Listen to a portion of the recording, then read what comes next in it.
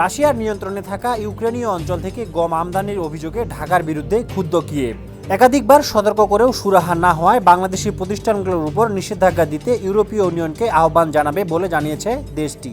শুক্রবার রয়টার্সকে এ তথ্য জানান দক্ষিণ এশিয়ার নিযুক্ত এক শীর্ষ ইউক্রেনীয় কূটনীতিক। আগ্রাসনের আগেই রাশিয়ার বিরুদ্ধে গম চুরির অভিযোগ তোলে কিয়েভ। তবে মস্কোর দাবি চুরি হয়নি, কারণ এসব অঞ্চল এখন রাশিয়ারই অংশ এবং সেভাবেই থাকবে।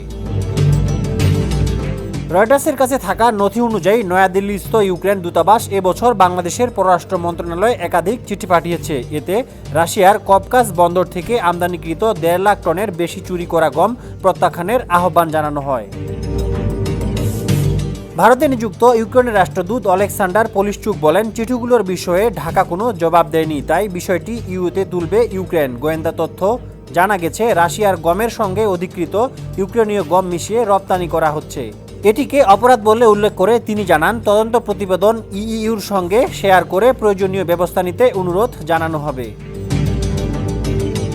এ বিষয়ে বাংলাদেশ ও রাশিয়ার পররাষ্ট্র মন্ত্রণালয় কোনো মন্তব্য করেনি। তবে বাংলাদেশের খাদ্য মন্ত্রণালয়ের এক কর্মকর্তা রয়টার্সকে বলেন, রাশিয়া অধিকৃত অঞ্চলে উৎপাদিত গম আমদানি করে না Dhaka.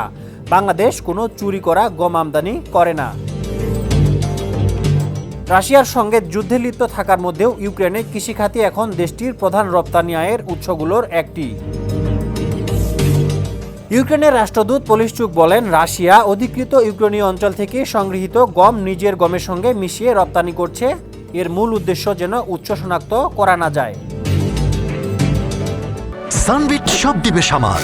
Sunbit magic press dishwashing এর মাথা ঘোরানো সলিউশন।